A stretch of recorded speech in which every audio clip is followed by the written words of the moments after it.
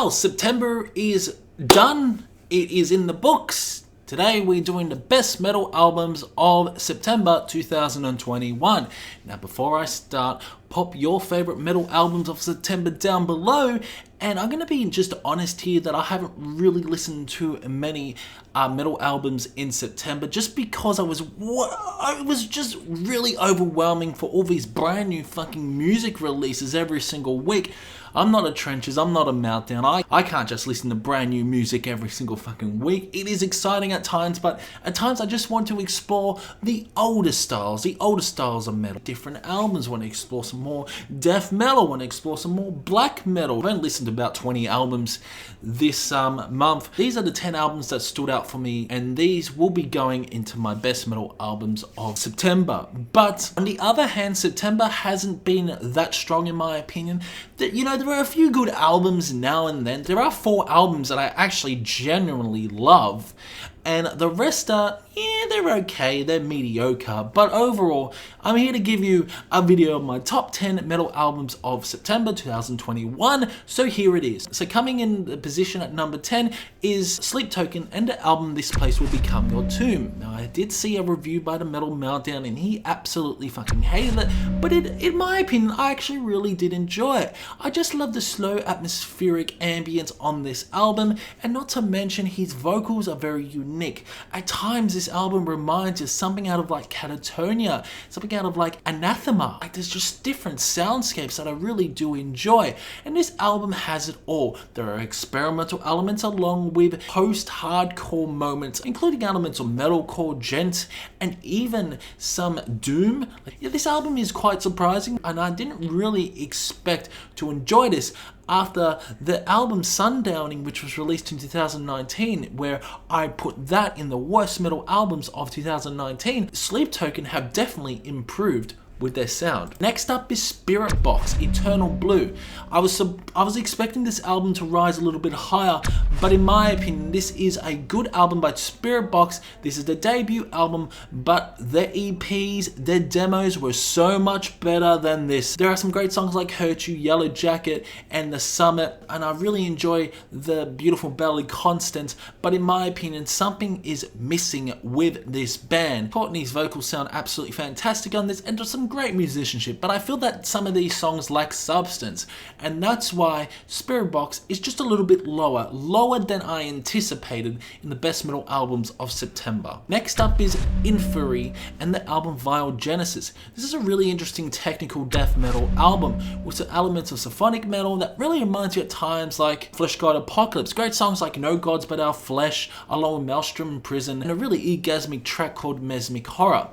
Great overall lyrics, great context, some great guitar work, great drumming, and very proggy moments. The vocals are intense and guttural, not to mention the art cover looks absolutely fucking amazing. Inferi Genesis deserves to be in the best metal albums of September. Next up is Aborted Maniacult. I did a review for Aborted. Overall, Aborted Maniacult is a really good album, one of the best, better than TerraVision, on the borderline of Global Flatline, and even Engineering the Dead. There are some great moments, some great technical moments, and yeah, Sven's vocals are absolutely incredible on this. Really harsh and aggressive vocals, great guitar work. Love songs like Impetus Odi, which has an infectious vocal melody, along with Demanophobia, which has sort of a thrashy side, along with Drag Me to Hell, which is sort of doomy but doesn't sound anything like Aborted, and not to mention The Folly of the Gods. Great way to close off the album. Love the guitar solos, and the production is just full and epic in tone. Maniacult by Aborted is a fantastic fucking death metal album, one of the best death metal albums of the year. Next up is Rivers of Nihil, The Work. This album is a good album in my opinion. Now, I did give a percentage of 65% for Rivers of Nihil, and if you look at Metal Archives, someone has rated them only 25%, which is absolutely insane. I don't believe it's 25%. Rivers of Nihil have definitely changed the sound from technical death metal to sort of progressive metal now with elements of technical death and gent. Some really good moments on this. Really enjoyed Dreaming Black Clockwork along with Focus, Clean. Like, how catchy is that fucking chorus with Focus? My body, my pride, once radiant inside. Great ballad like Episode, Maybe One Day, Terrestrial for Work, which is great close-up. Guitar is on another level. They've definitely changed the sound. Lots of soundscapes, lots of noisy elements, which really improved the layering of this. One word I can describe Rivers and Nihil's The Work is there's just so many textures on this. Textures.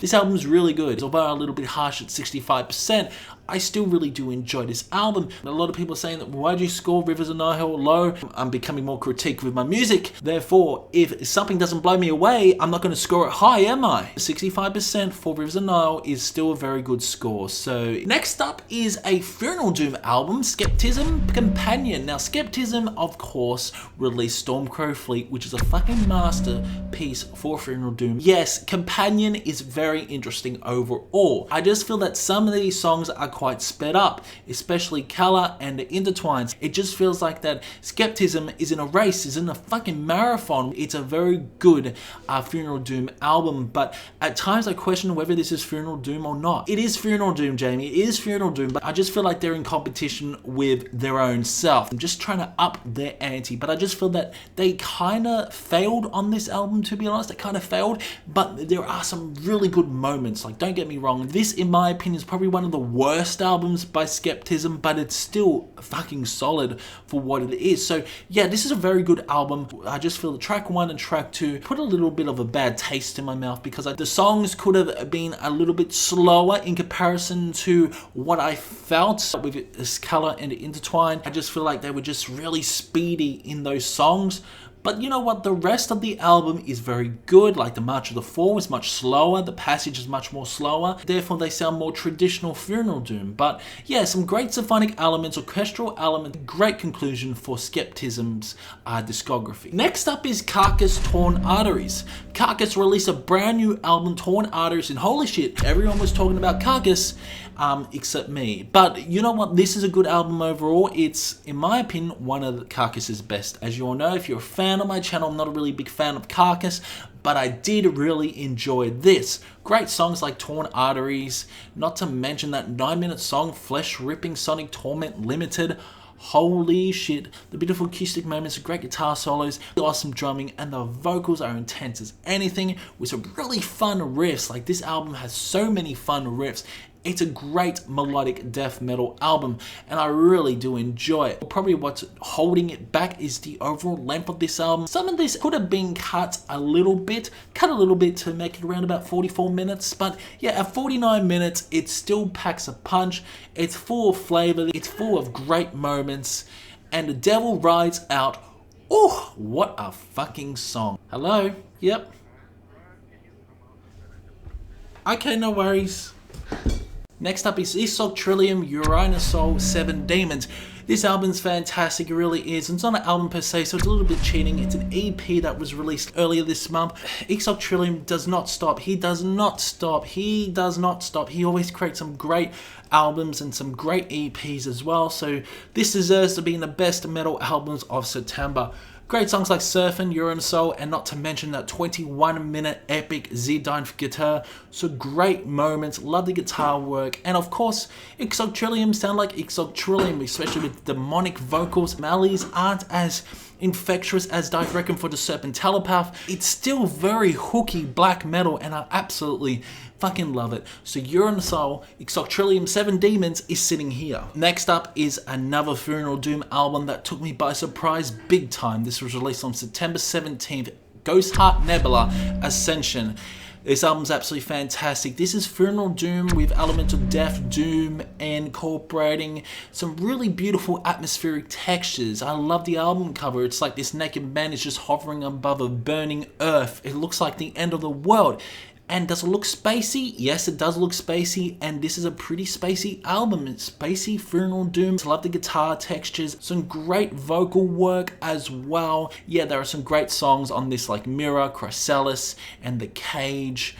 Oh, some guest vocalists as well on this album from other Infernal Doom bands. I can't remember who they were, but her vocals sound absolutely fantastic. It's a mix of Sword of the Sun, Insomnium, along with Draconian. If they had a baby, they would sound like this. I love the epic 28-minute suite with Ascension. It's a fucking great album. And definitely you guys should check it out. And finally, my number one album of September is none other, surprise, surprise, it's Iron Maiden's Senjutsu. This is such a good album, really is. This is one of Iron Maiden's best modern day albums. Bruce Dickinson's vocals sound fantastic. He's in a lower register, some great guitar work by Adrian Smith, Dave Murray and Yannick, and Nico's drumming is absolutely fantastic. Great songs like Senjutsu, Strategio, Riding on the War, Days of Future Past, Lost in a Lost World has really grown on me. I love the chorus, I love the riffs, and the Time Machine. But then you got Darkest Hour, which has one of the most catchiest fucking choruses. Here I stand in a serenade of glory, naked by the throne of kings. Oh, so good. Especially with the guitar solo. That guitar solo is one of the best fucking guitar solos of the year. One of the best fucking guitar solos by Maiden. Death of the Couch is so damn catchy. The Parchment has really grown on me. I just love how atmospheric this album is. A lot of people shit about the production, but I really fucking love the production. This overall is just a stellar album. Not to mention, man, the end of the fucking album is Hell on Earth.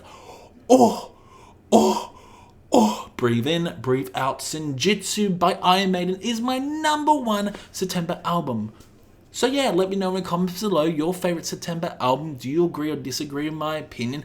Keep discussion going in the comment section below. My Indian food is ready, and I will see you in the next one.